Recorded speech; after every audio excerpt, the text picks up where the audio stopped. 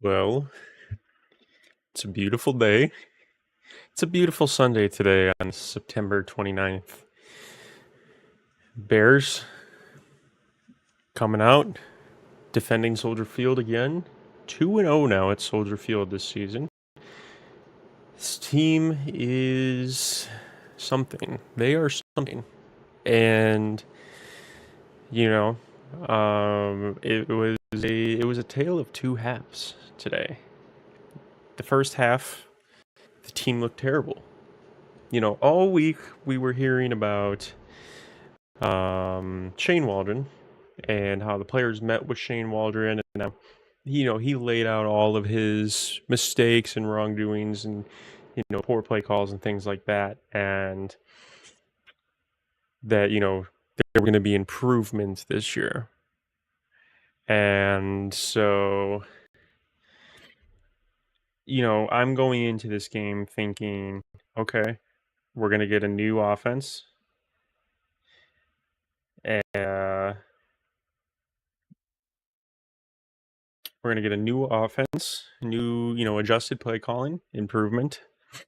And the first half, it's the same garbage. It's the same, like the screens, the ability to run to the inside with DeAndre Swift, and so on and so forth. And so it's like, okay. So here we are again. Defense is holding down the Rams. Rams had 6 points in the first half, and the offense can't do anything. Can't move the ball. And so I'm at a point during this game where I'm like, fire everyone. Like, I've seen enough. Penalties were absolutely terrible. Got the stats up right now. I'm looking at the penalties. The Bears had 10 penalties for 84 yards this game. Like, that's a joke. That's terrible. And so, there's that. And I'm like, okay, this team once again isn't ready to play. They don't know what they're doing. It's time to move on. We gotta fire them. And then they come out of the second half, and all of a sudden, the team can run. The play calling isn't complete garbage. They're attacking over the middle. The blocking is better. And it's like the offense that we were kind of expecting, at least that we've had with years in the past, where it's a run first Bears team, all of a sudden, here they are. And so to me, it's like, well, where have they been? Where has this been? So,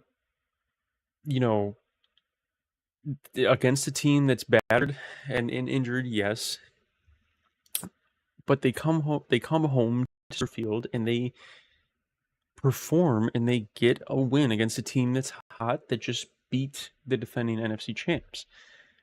And once again this week, Caleb Williams is improving. Caleb Williams, 17 of 23, 157 yards, averaging 7 yards a play, 6.8, a touchdown, no picks, 107 rating.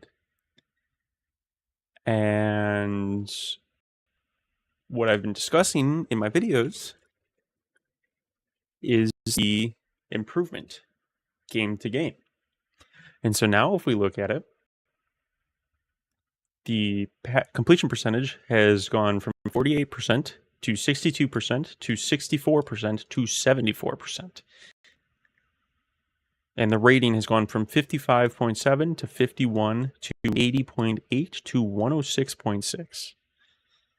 So he's here. He's here. It's been 4 games, and he is improving rapidly. And the throw that he made to Cole Kmet over the middle of the field is something that we haven't seen in a Bears offense in years. The touchdown that he made to DJ Moore was extremely tight window, super tough throw. Got it done. Got a little bit out of the pocket today, right? A couple read options. Got him out, moving. Caleb had 12 rushing yards on 5 attempts. And to me, my there's really 3 players on offense today that really kind of deserve all the credit. I think Caleb played a brilliant game. All week the media's been griping on him and going after him. You got to protect football. You got to not turn the ball over. And he didn't. And he made some good plays. So he's a player of the game. DeAndre Swift today is a player of the game who had a fantastic game, his best game of the season. And today we saw the Swift that, we've been expecting. We saw the Swift that, we saw in Philly. We saw in his later years in Detroit. 93 yards rushing on the ground, averaging almost 6 yards a carry. Obviously had the big rushing touchdown that went for 36 yards. And then 72 yards receiving as well. Like, this is the Swift that we've been expecting. This is the Swift that we've been looking for. So he's a player of the game. And then I guess I said 3 players of the game on offense, but one is on special teams, and it's Tory Taylor. And I remember, I was in Florida. I was on vacation when the draft was happening. So I wasn't actually watching the draft this year. I was just kind of keeping an eye on what was going on. And I remember when I saw that we drafted a punter in the 4th round, I was like, what are we doing? Like, why? And then, because I don't watch Iowa really. But then I watched some Tory Taylor highlights and some plays. And now I know why we drafted him in the 4th round. His ability to flip the field is unbelievable. He had 2 60-plus yard punts today. And it's like he averaged 55 and a half yards punting today. That's insane. And he had 3 inside the 20, and I think he had 2 inside the 10. And he had a long of 66. 5 punts for 277 yards. This guy is insane. And so he's a player of the game. And I think that this game is just absolutely massive for the Bears because it's against an NFC opponent.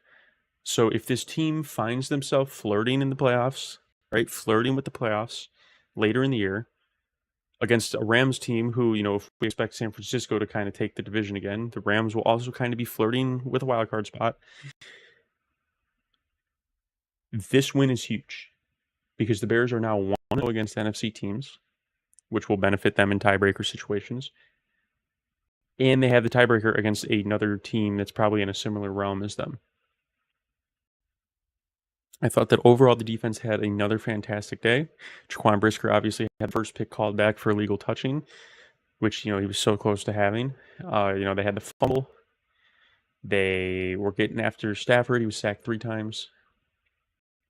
And then Brisker obviously closed it out with the pick. I've been saying it all year, and I'm going to keep saying it. This is a championship-level defense. And that's what Eberflus was brought in for. And I think that we all agree that he does defense well. He did it well. He does it well. It's just there's some things on the offense that need to be coached up. There's some things on the offense that I'm still slightly concerned about. A lot of penalties on the offensive line. Gotta figure it out. You gotta fix it. And you gotta just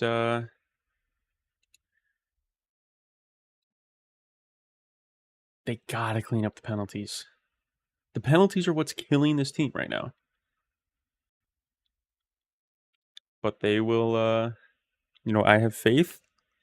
It's still early in the season. I've been really hard on Shane Waldron this year. Really hard on Shane Waldron. There's a lot of new players. The team is young. The offense is young. So it's going to take time. But today it was like finally, like last week was the passing breakout,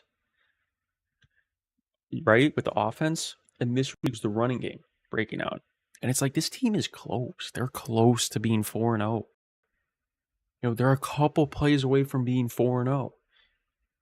And now, you could argue they're a couple plays away from being 0-4 too, but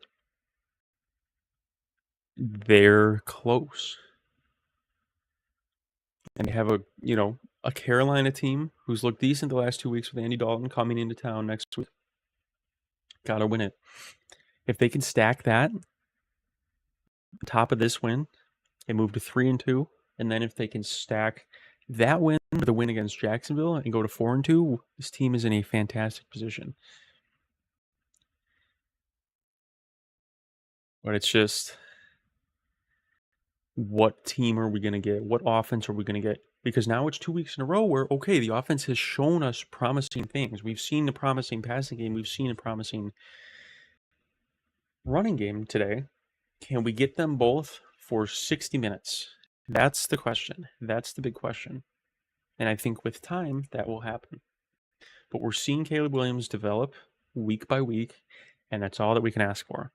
Because in reality, this team is probably not winning the Super Bowl this year, right? It's a Super Bowl level defense, but, I think the offense is still pretty far away. Perhaps in a month or two, maybe things will be different. But I just want this kid to develop. And the team gets out healthy again. DJ Moore was shaken up a little bit. Tevin Jenkins went down. But they're improving. And here's a question that I have. Is Tevin Jenkins the problem? Right? It feels wrong saying that because he's been a player for us, a big-time player for us on the line for years. But once he went down today and Matt Pryor slid to left guard and Nate Davis came in, all of a sudden the line looked completely different. They looked like a top 5 unit in the league in both passing and running. And that's when Swift was able to start averaging big chunks. So is he the problem, Tevin Jenkins? Maybe. It's hard to say. I don't think that, one guy is, specifically the problem. But maybe he's a big part of it. We'll have to see when the film comes out. But it's worth asking that question with how efficient the team looked once he went down. Something to think about. But I think this game's huge for Caleb because, getting a win, another win at home, taking down one of his idols in Matthew Stafford, right? Outplaying him. It's a big win for the Bears. We're going to have a victory Monday. It's going to be great. So that's it for today's stream. A little bit of a shorter one, but yeah, we will see you guys in tomorrow's video. Bear down as always, and appreciate you tuning in.